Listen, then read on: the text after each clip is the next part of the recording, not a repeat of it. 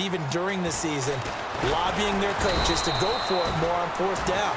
Let's go get it, because nowadays you've got to score points to win games in the NFL. You can't just rely on your defense to hold them. I think the quarterbacks want to eliminate field goals inside of 30 yards probably. Well, listen, they have enough confidence in themselves that they can call plays and make plays that they won't need those field goals inside the 30. Oh, the ball comes out on the hit, but they'll say it's incomplete. Well, no kickers on the field right now, but did want to discuss Justin Tucker and how he made headlines this last week, kicking a kickoff through the uprights, and his coach suggesting, maybe in jest, that, hey, we should get a point for that. What do you think? I like the fact that he brought it up and turned into a topic of conversation. I'm very looking for Benjamin, but it's intercepted. Picked up by Perry Riley. And a great return as they're finally able to take him down. Now the Oakland offense heading back onto the field to take over. And that last drive, it was all about the ground game, ground and pound. And I don't care how we're playing the game these days, offensive linemen still want to fire out and smack the guy opposite them and move. And he is in. Touchdown, Raiders. Jameis Olawale, his second touchdown of the afternoon. And the Raiders take advantage of field position on the turnover to cash this one in.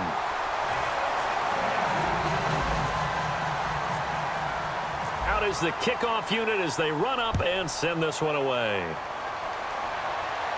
This is fielded a couple yards deep.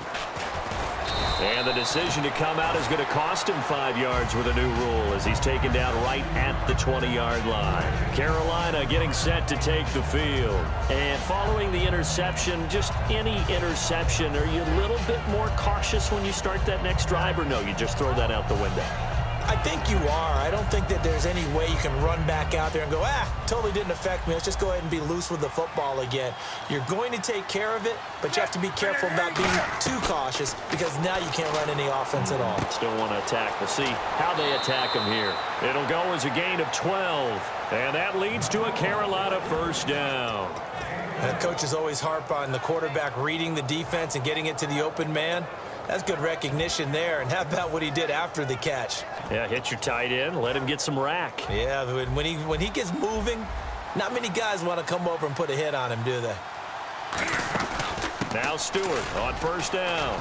And they get him down, but not before he takes it across the 40-yard line. Give him 11 on the gain there, and it'll be a Carolina first.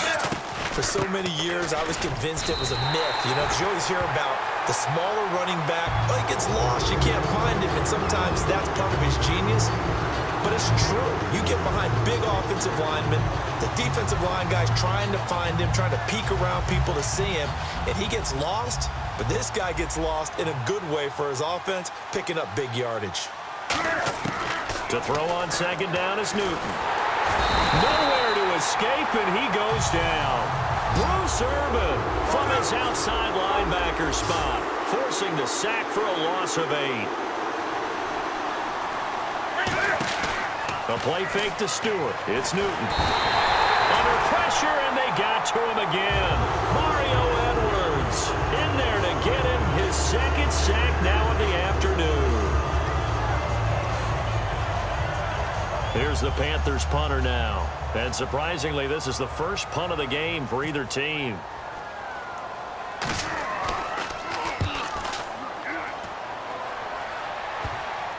And this will be down by a member of the kicking team just outside of the 30-yard line. And now Oakland ready to take the field.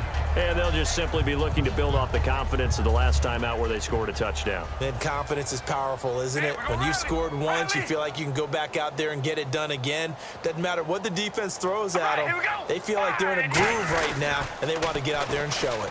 Yeah, hoping to stay in that groove here this go-around. A gain of 3, second down. Let's give a lot of credit to the offensive line. They've been able to move the ball really well on the ground the entire game, and while that wasn't a huge one, that's okay. They'll take them in short, steady bursts. Back now in the East Bay.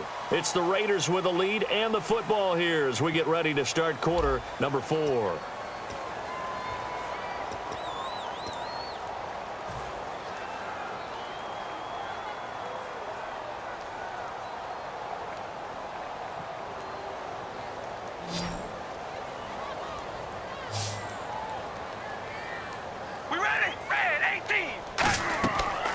throw on second down.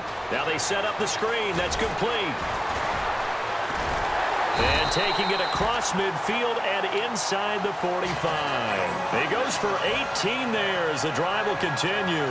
When you run a screen pass really well, you got to like the look of it because so many parts come together to make it work well. The offensive linemen, where they're faking people out, the back slipping out there, catching the football, then all of them going together as one unit downfield. A really nice pickup. In on the tackle there, Luke Kuechly. And in this situation with the lead fourth quarter, they're liking keeping the ball on the ground, I'm sure. That's just smart football, but you know the defense has to know it as well. They've got to stop them here. So now we're going to see that loading the box in a big way. 6, 7, 8, 9, whatever it's going to take, puts a little bit more pressure on your big offensive line. And they'll get this one down to about the 20-yard line. They call it a gain of 19, and it moves the chains. Red zone opportunity. Quarterbacks love slant routes because the receivers are breaking right into their line of vision, and receivers love them as well because they're getting the ball on the move and able to catch it and try and get upfield and gain additional yardage. He'll get forward for 3 down to the 16-yard line. Not a run that you're going to write home about, but still a good first down run. That's what an offense calls staying on schedule. 3 to 4 yards on first down, you're set up very well for the rest of the drive. On second down, here's Carr. Throwing for his running back, and he's got him complete. 6 yards on the pickup, and that's going to make it third down and less than a yard. And they're going to hurry back to the line now. On third down, Murray. Call it no gain that time, and they're going to be left looking up at a 4th and 1. That was a terrific job by the defense stopping them on 3rd and short. But sometimes you get some visual cues from the offense because when they're going in short yard situations, you might see the offensive line come in tighter together, a little more shoulder to shoulder, trying to wedge a hole in the middle. They didn't get it done on that play. Now onto the field, here come the Panthers. And with this deficit, you can't have too many more drives like the last drive where you had to punt it away. You know what I would tell my offense right here? The punter doesn't exist, guys. He doesn't even exist. He's not a team anymore. I just cut him, all right? So you've got to go out and create some offense for us here and give us some points. No way does that guy get on the field on this drive. Poor punter. Yeah, it wasn't his fault. But, hey, listen, there's got to be casualties at times. We're trying to win a game. On second down, here's Newton. Benjamin with it over the middle. And he's brought down after a good gain. A really nice gain of 25 yards. Well, clearly one of his advantages as a passer is his height. Sit back in the pocket, fired over the middle. That makes things tougher defensively, doesn't it? It really does because your goal is to move the quarterback off his initial spot when he gets his drop back completed. But when you have that type of height, he can stay in there. If he's willing to take the hits and just fire over the top, which saves him time and actually completes a play a little bit quicker than it normally does for a quarterback who has to slide and find open space to throw. Now the offense lining up 1st and 10. Wake up.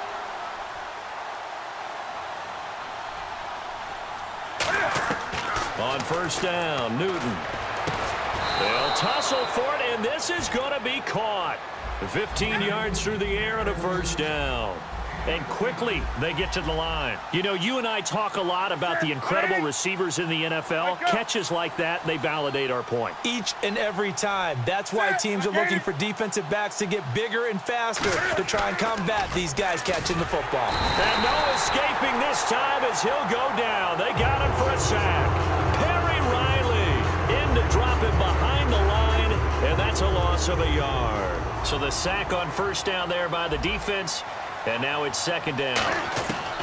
Here's Newton now on second down. He's got time in the pocket. And he takes a shot on the release as this will be incomplete. It's a tried and true formula, and I don't think it'll change for as long as we play football. If someone's trying to throw the ball and you can put pressure on them and make it tough, that's only going to help your defense. Yeah, he's since being hurried. He got rid of it before taking the hit, but incomplete. Will the defense dial up the pressure? Let's see. 3rd and 11. And some changes here as the D-line separates some. Throwing on third down, Newton completes it to Dixon. And he will have the first before he's brought down right on the chalk of the 20. So with the yardage on that completion, he's now right at exactly 300 yards on the game. And isn't that the magic number you get? All right, 300. That means it's going to go on a commemorative football to put on your mantle when they give you the game ball if your team wins. So much confidence flowing through him right now throwing the football. I think it's permeated itself throughout the entire team. They feel good about what they're doing.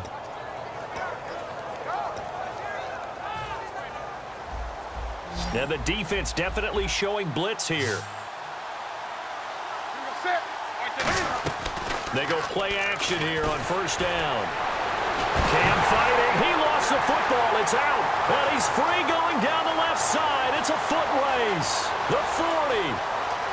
The 20. 10. 5. And that might just cement it. A return for a late touchdown. Second time he's lost a fumble. This one hurts more. It's returned for 6. He's been under a lot of duress, hasn't he? Pressured, hurried, harassed the whole game. Well, the offensive line not giving him a lot of help. Not a lot of help, but the bottom line, he's got to take care of the football. Oh, and it's a fake. They'll try and throw for him. And they don't get it.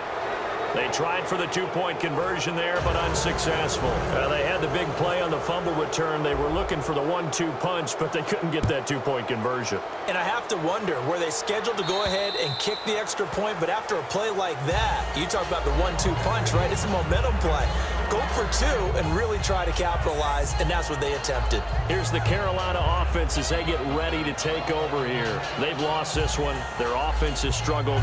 Do they try to put together something here at the end just to take into next week? Yeah, sometimes teams want to do that, and coaches want to. I remember one time I was on a team, and we were losing late in the game like this, and you knew it was lost. It was over, right? And the coach called a running play and pretty much said to everyone, I want to see something executed well before we get out of here. And that was the message to the team. Just something to build on. Just something to build on, get it done, and maybe we can look at that and say, we'll get better as we go forward. Really nice little connection there. They go with the corner route, and it works out well. And the best way to set up the corner route is to throw slants throughout the ball game so that when you're able to get back outside, the defender has to respect the inside game. Caught on the left side by Ginn. 12 yards there as they move the chains. I know many people like to throw to the tight end, maybe in a little flexed out position because he creates mismatches with his size. The slot receivers do the same thing with their quickness, their speed, and their route running savvy. He's lucky to be getting that one back. After what they've done with him all day long with all the targets trying to go after him, he's obviously gotten smart and his pride has kicked in. Made a terrific play.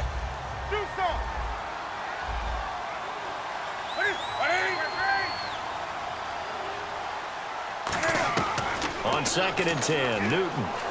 Now a desperation throw deep downfield. Now a clash of bodies here, and it's intercepted. Picked off by David Amerson. And a big turnover there as his guys will get the football back. The Raider offense now making their way toward the huddle. They have the dream scenario you hope for coming into the game. Just one kneel here, and this game should be over. And it's always the final play of preparation each week. The practicing of the kneel-down formation, the victory formation. We've got a game in hand, and that's all they're going to want to do now, to put someone back deep just in case something goes haywire. But all in all, take the snap, kneel down, and shake hands. Yes, get out of there. And you know, winning is good for all the obvious reasons. But if for nothing else, it makes tomorrow's film session a little more palatable, doesn't it? Oh, indeed it does. Sometimes it helps you in the grading because the coaches will look at it, and if it's a borderline play for you, if you won the game, you might get a plus in your column instead of a minus.